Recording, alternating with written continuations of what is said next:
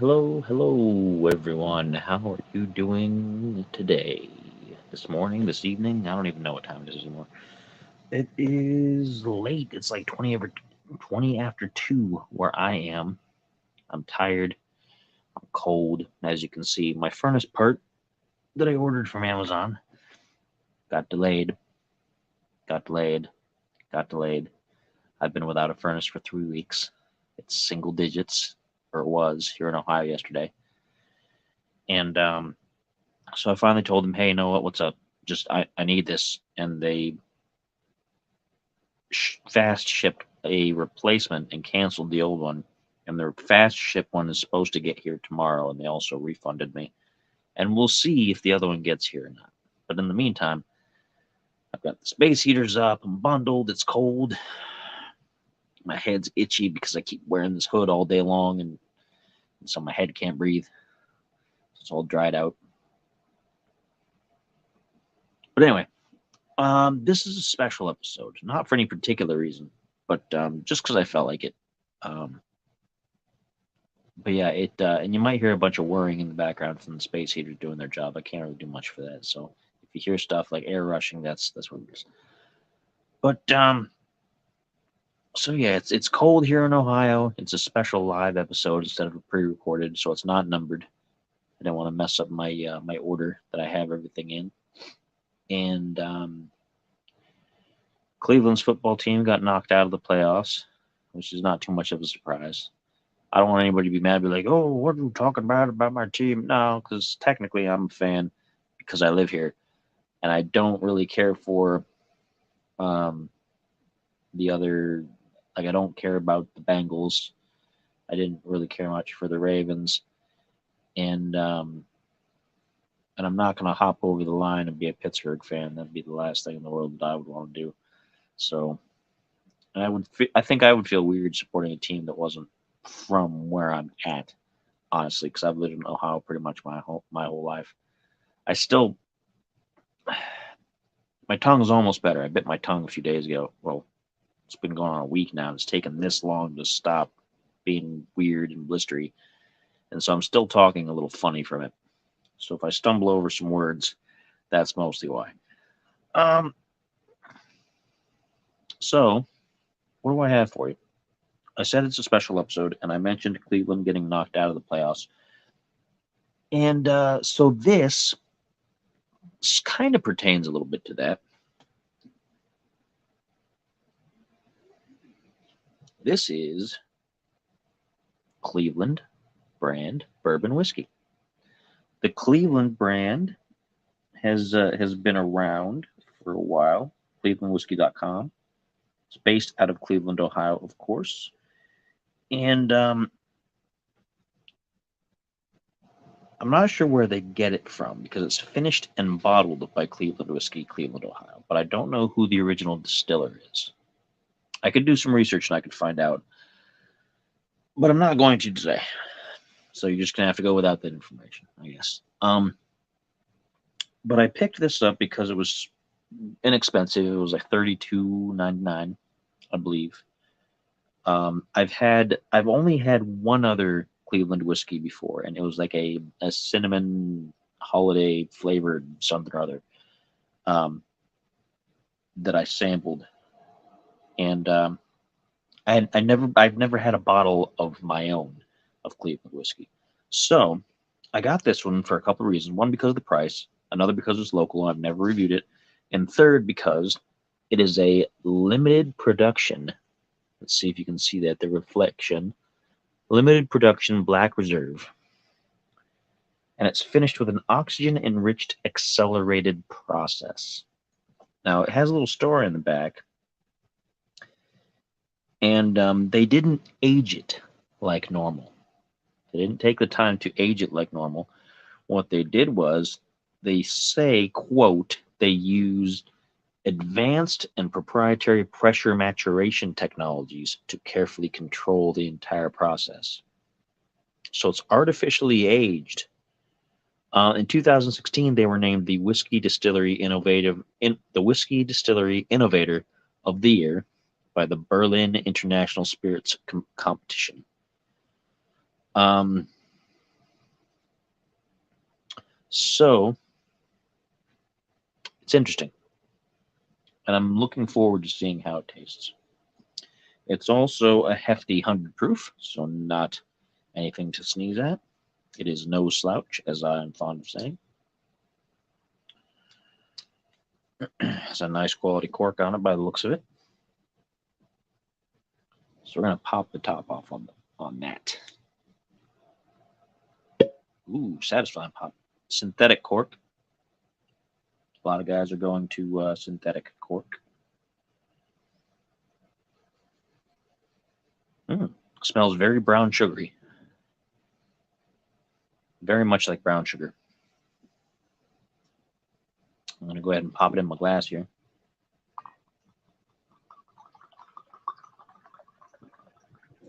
Get a generous pour out of that. It is a nice color in the bottle. It is a deep brown color. Very deep brown bourbon color. Hints of red, some orange, a little bit of gold. In the glass as well. Very much a bottle of the old brown stuff. Smells nice. Smells clean. I smell the alcohol. It's leaving a nice viscous film on the rim of the glass there. I'm smelling like some honey almost. Honey, brown sugar kind of a smell. My nose is a little bit stuffy, so I'm not really an expert today. I'm not usually an expert anyway, but this is pretty close. So, I can't get it on straight. I don't know. It looks like it's uneven, but whatever. Cold, okay? This will warm me up. So it smells good. Let's have a sip.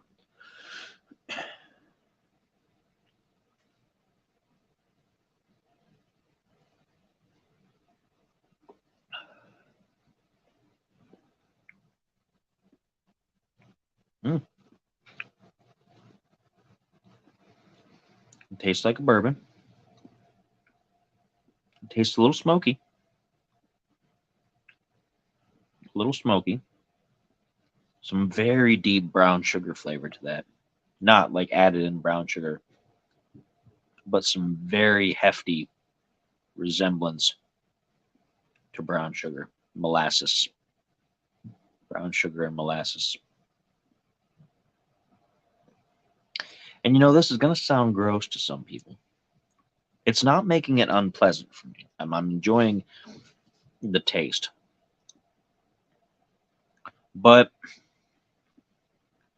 I'm also tasting some Vegemite. For real. I mean, for people who don't know what that is, it's a Vegemite is some kind of super condensed like soy something or other. It's like kind of like soy sauce, but it's super dense. It's like the condensed milk of soy sauce. Because you know how condensed milk is like real thick and sweet. Well, this is like condensed soy sauce, and they have it in. It's a big thing in Australia. They eat it on toast, and they eat it in the UK on toast and things. And you can get it here. And I've had it a couple times. And this gives me a soy sauce kind of salty Vegemite kind of finish, but not in a bad way. And you would think, why would I want that in my bourbon? But it's not bad. It's pleasant. Like it gives you all the positives of tasting some of that without adding what would be a negative to putting it in a bourbon or a whiskey in general. And add that like the brown sugar.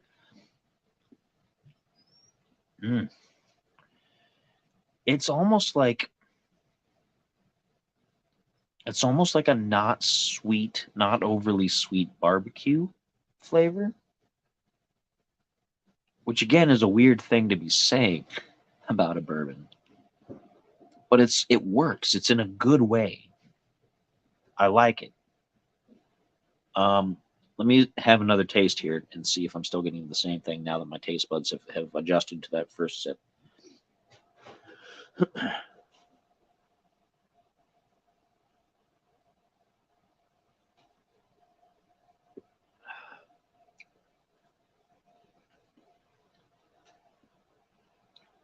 And the second one has a little bit of sourness.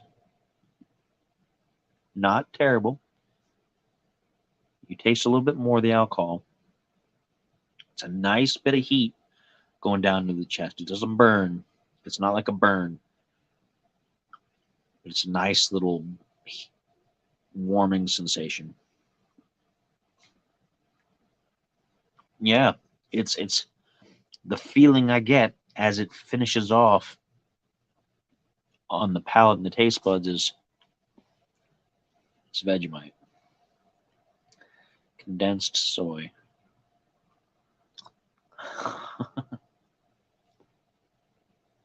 That's really weird. It works. It's good. I like it.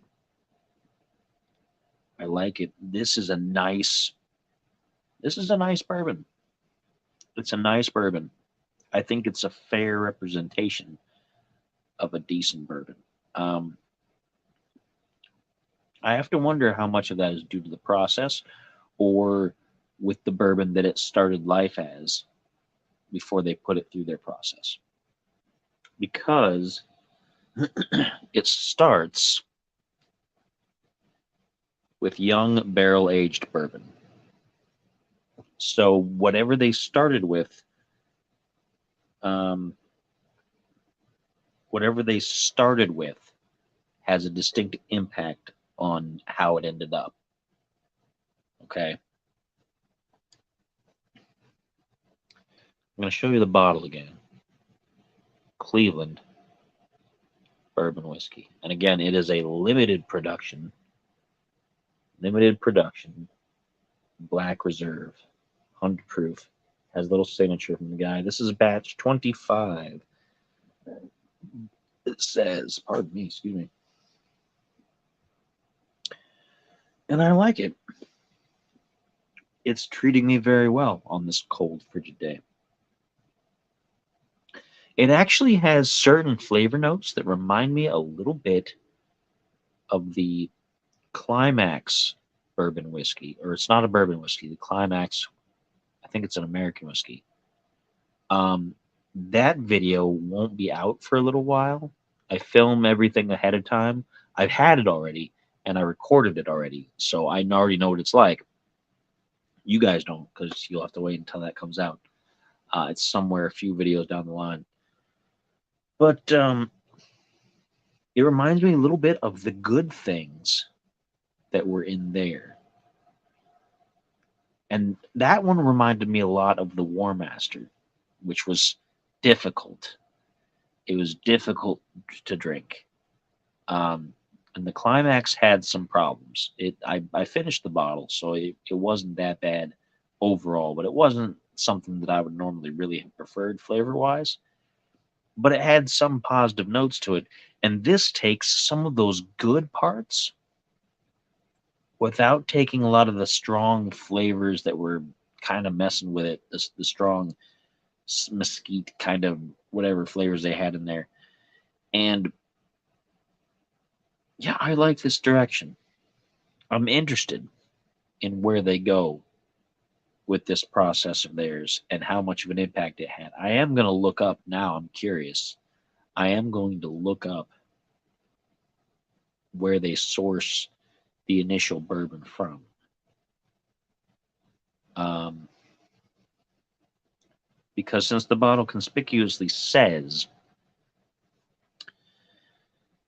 finished and bottled by Cleveland Whiskey, Cleveland, Ohio, it does not say distilled.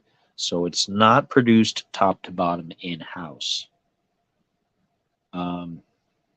So I have to wonder what the original is, if it's something popular like a Buffalo Trace product, or it doesn't taste like it's got to be a bourbon.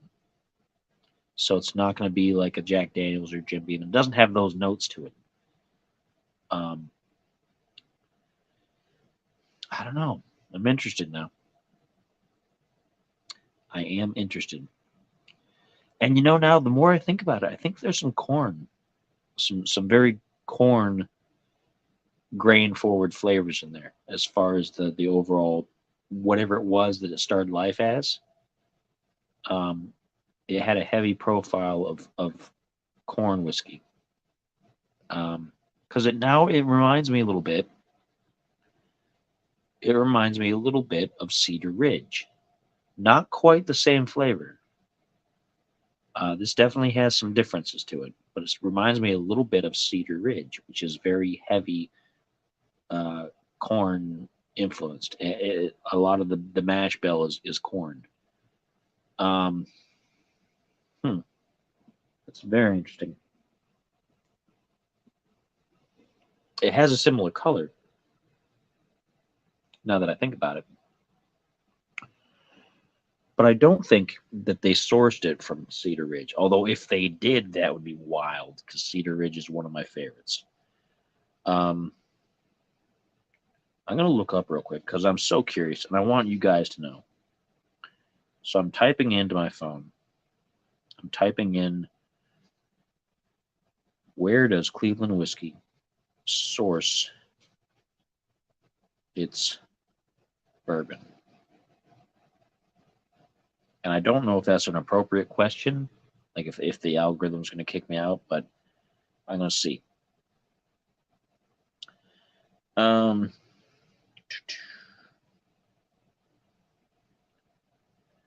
Cleveland whiskey, the whiskey wash, Distiller Trail Home.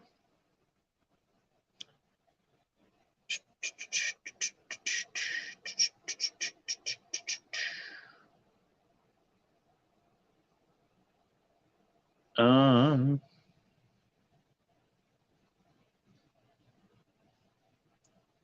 hmm, I don't know.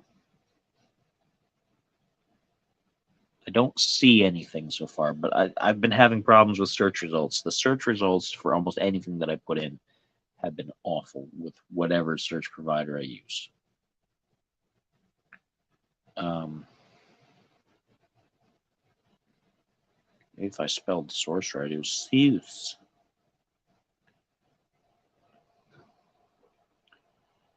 Um,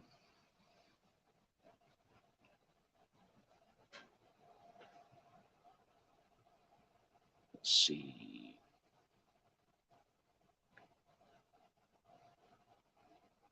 It does have 6 months of maturation in new American oak barrels, according to distiller.com.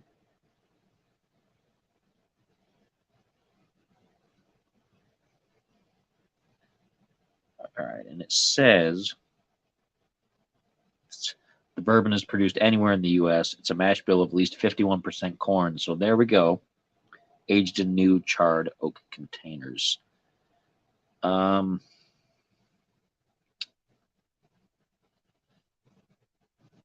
I don't know. I just wish I knew where they got that from.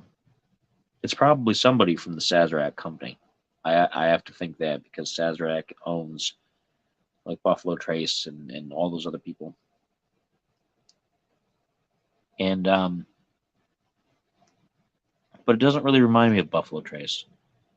I mean, granted, it's been a little while since I've had some Buffalo Trace. I had to order my previous bottles, and then it's never shown up back on the shelves here because they are always out of stock. If you want Buffalo Trace, you have to go to this distillery and buy it from the source most of the time, it seems, or live in the South where it's close by.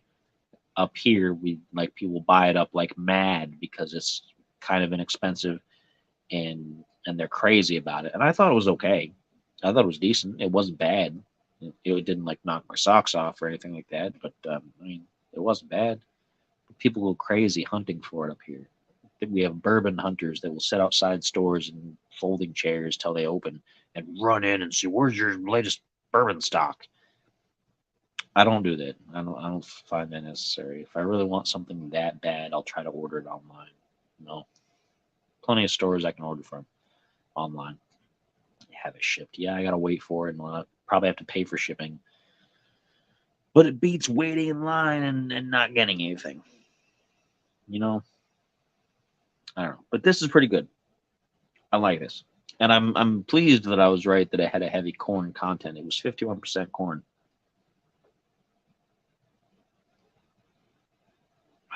On the mash bill. That first initial kick, it hits you with kind of, it seems like it's going to be unpleasant. Like it has, and then it fades into this. Now I'm picking up some vanilla, which is a classic bourbon trait. But very brown sugar. Very much brown sugar, like a coffee cake. And Vegemite. Vegemite with your coffee cake.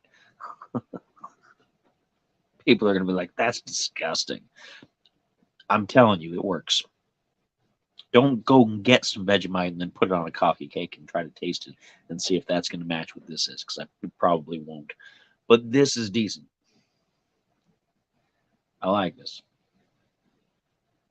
So anyway, that's Cleveland whiskey, Cleveland bourbon whiskey, produced here in Ohio. I believe, again, $13.99 for this bottle.